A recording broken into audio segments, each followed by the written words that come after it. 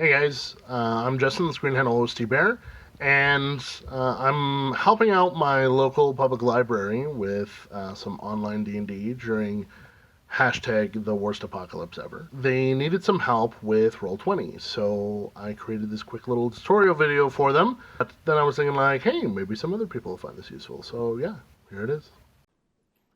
Alright, so as we can see, I've already created an account. Creating an account on Roll20 is super easy. You're on the main page, you click create account, do the thing. So yeah, now we're going to create a new game. So we're going to click on that. Game name, you can kind of name it whatever you want. We're going to call this Thunder Buddies. Tags Thunder Buddies. Left Lib D&D. There we go. All right, so we can get into some of this other stuff using different modules, so on and so forth. Most of these require pro, some of them don't. But for now, we're actually just going to go with a blank game. For character sheet, I like to set this to D&D 5th edition by Roll20. As you guys go through your own thing, you can decide which ones you like, so on and so forth. For me, this is just the easiest. Shows same thing as what a usual D&D character sheet for 5th edition looks like. So there we go. I'm ready. Create game. Creating. Please wait. All right. So now here at the top, we can choose some art if we want to. Yeah, sure. Here's something I made for Animal Crossing. There we go. Look at that. Godzilla barbecue. That's our thing. Here we go. We are playing D&D 5th edition. Of course, this is all completely optional. You can set your schedule for when the next game will be so people will know. This option here, you can be set up for looking for players if you want. So this is to create the listing. You're not actually looking for players right now. So you can also click through the different add-ons that they have available, so on and so forth, but none of that really matters. This is something you guys might find useful. So recent game discussion, although we do have Discord server, so that's yeah. Anyways, launch game.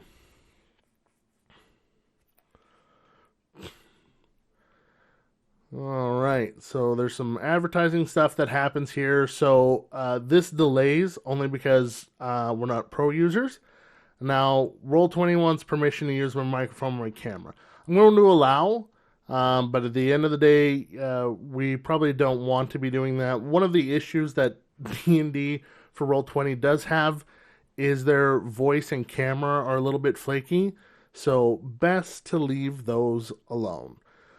All right, so we have these different options over here. Now, I'm going to be honest with you here. The simplest thing to do, what I've seen a lot of DMs do, what I've also done, is quickly drawing stuff out, and that's super simple. So for the DM color, you should set it to its own custom color and make sure nobody else is using it.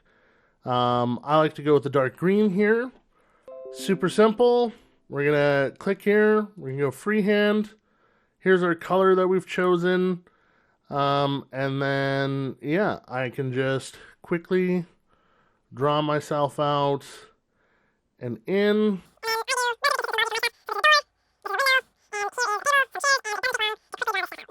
So this you can use. Now this is technically in the overlay layer. If you want to get really complicated, you can switch over to map and background.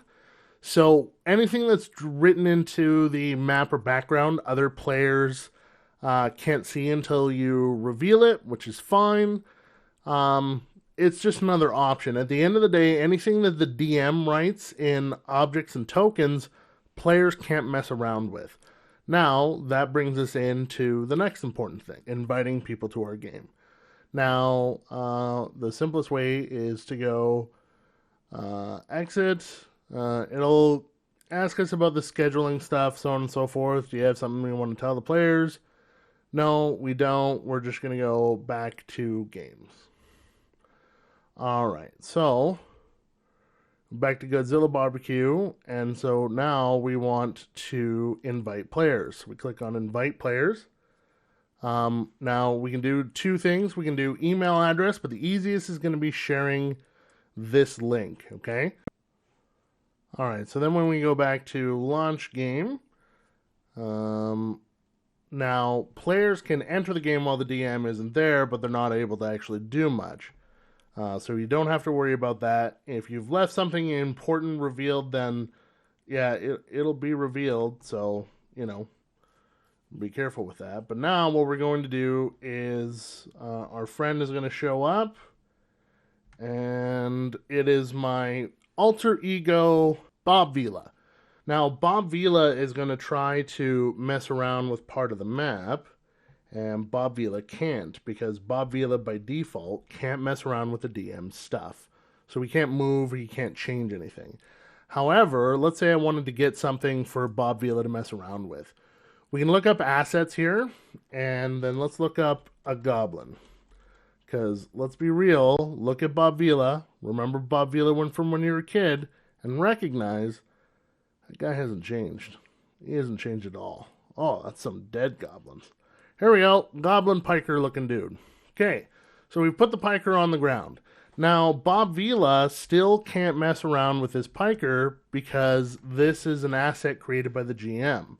So, the GM's going to go here into settings. All right, we're going to go to controlled by. Now, I can set all players, but I'm just going to set Bob Vila and OST Bear. Okay, so that means I can mess around with it, and Bob Vila can mess around with it. Nobody else can mess around with it. So now Bob Vila can move his guy around. And look at that. Shows up on the screen while Bob Vila is doing it. No hands, Ma. Okay, so now one of the things I've mentioned is revealing stuff on the screen. So we've got this little eyeball here, and we've got reveal areas, hide areas. So hide areas is super simple. We do this. Oh, yes, we want to turn on Fog of War. So, now Fog of War is on. When it's grayed out like this, I can see it, but Bob Vila can't. And so the only way for Bob Vila to see it is if I go to reveal areas, and now Bob Vila can see what's going on. So, if you want to pre-create maps and you want to keep certain things hidden, this is actually a pretty good way to do it. All right. Now, there is one thing that your players can do that might be kind of annoying, and that is just like yourself as a DM, they have the ability to draw stuff. However,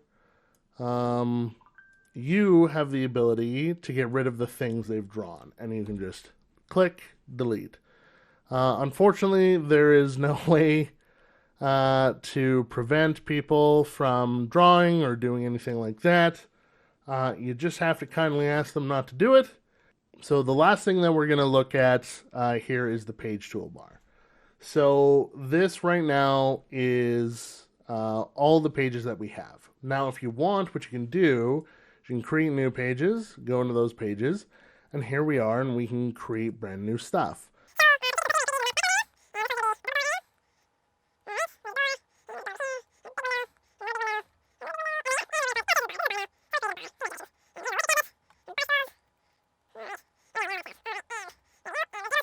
Bob Vila, though, isn't here because if we go back up to the page toolbar, we see where the player's icon is. This is this little flag here. It's over on the start map.